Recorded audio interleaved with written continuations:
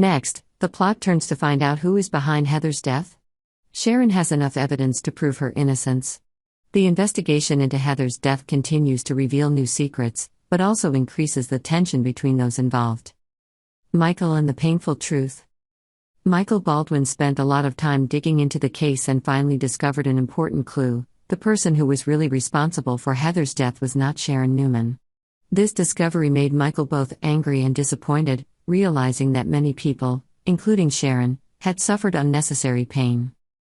Not everyone was willing to accept this new truth. Phyllis Summers, who had always believed that Sharon was the culprit, immediately reacted violently when she heard Michael mention the phrase "the real killer." In Phyllis's eyes, Michael's words were nothing more than an attempt to excuse Sharon from the crime.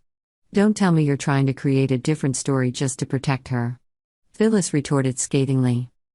Michael, his usual calm self, tried to explain that the new information was legitimate and had the potential to change everything they knew about the case. But his explanation did little to calm Phyllis's anger, who was adamant that Sharon was responsible for any consequences. Lauren, the voice of reason. In the midst of the argument, Lauren Fenmore stepped in, trying to calm the situation. She defended Michael, arguing that Phyllis was missing important pieces of the puzzle. Lauren insisted that everyone should wait to hear the whole truth before jumping to conclusions. But Phyllis was not so easily convinced. In her eyes, Lauren's defense only reinforced her suspicion that Michael was hiding something. Phyllis decided not to wait any longer. When she fails to get any information from Michael and Lauren, she rushes to Sharon's cottage, where Sharon is trying to enjoy the Christmas atmosphere with Nick, Faith, Mariah, and Tessa. A tense encounter. The Christmas party at Sharon's house is going on with warmth and laughter, but the atmosphere quickly changes when Phyllis suddenly appears. She does not hesitate to confront Sharon in front of everyone, demanding Sharon to explain the new information that Michael mentioned. Not stopping there, Phyllis also mocks the Christmas decorations, saying that they mean nothing when Sharon is still trying to hide the truth. Sharon, who has been trying to stay calm all this time, finally cannot bear it any longer. She stands up, her eyes blazing with anger, and loudly declares, "I was wrong to think that I was the murderer. I did not kill Heather, and I will not let you continue to accuse me of it." But Sharon's assertions do not sway Phyllis. Another excuse, Phyllis replies coldly. "You think a few words will make everyone forget the truth? I will not let you off the hook. You will pay." Truth and trust. The confrontation between Sharon and Phyllis not only destroys the Christmas atmosphere, but also puts Nick, Faith, Mariah, and Tessa in an awkward position. Sharon's young daughter, Faith, is on the verge of tears as she witnesses her mother being attacked.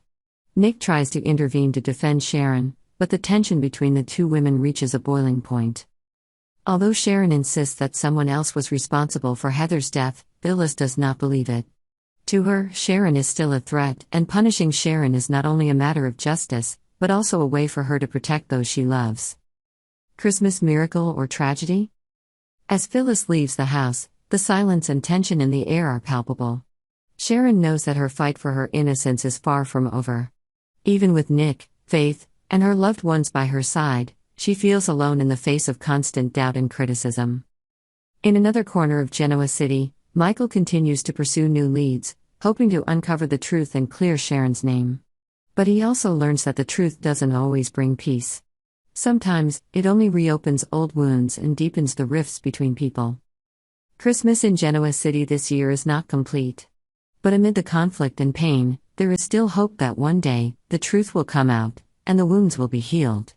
Subscribe to Yonder for the latest news on our channel. Young and the Restless spoilers. Tuesday, December 24th reveal the spirit of Christmas has filled Genoa City, but not everyone is feeling the holiday spirit. The Newmans, Abbotts, and their friends are all experiencing emotional moments as truth, love, and hope are revealed. Sharon Newman and the psychological release.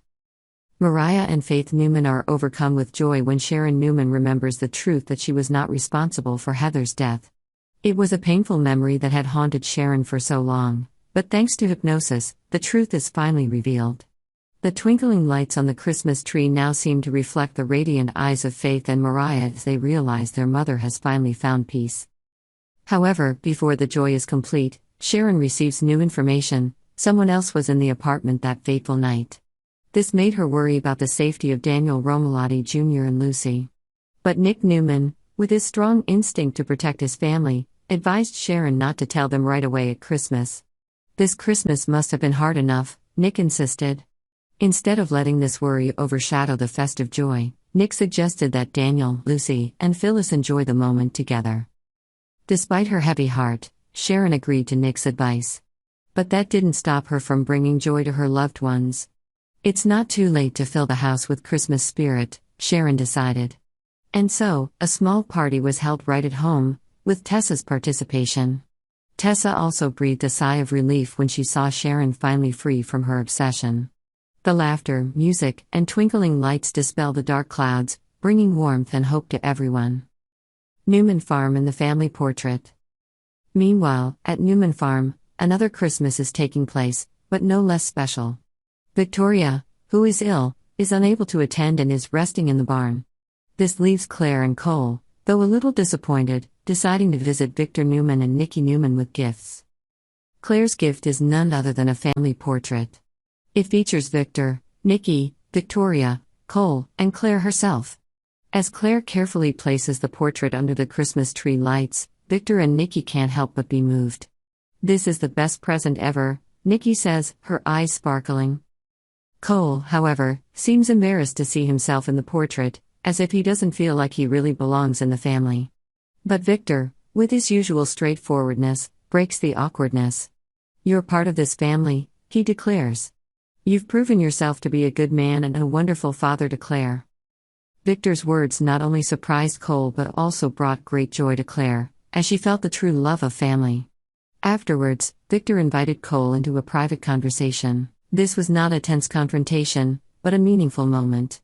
Victor shared that he had overcome all the troubles with Jordan in the past and no longer had any reason to interfere in Cole and Victoria's relationship. This assurance was like a holiday miracle for Cole, who had long feared Victor's interference. Christmas memories and miracles. Christmas Eve in Genoa City ended with moments of happiness and hope. Sharon, with the support of her family, finally overcame the hauntings of the past. At the Newman farm, Cole found acceptance and trust in Victor. Heartfelt conversations, thoughtful gifts, and a warm family atmosphere proved that, no matter how difficult the situation, the magic of Christmas is always there to heal and bring people closer together. A sparkling Christmas tree, festive songs, and warm hugs between Newman family members and friends reminded us that in Genoa City, love and unity always triumph over all challenges. This Christmas, it is not only a time to celebrate, but also a time to appreciate what we have and find hope for the future.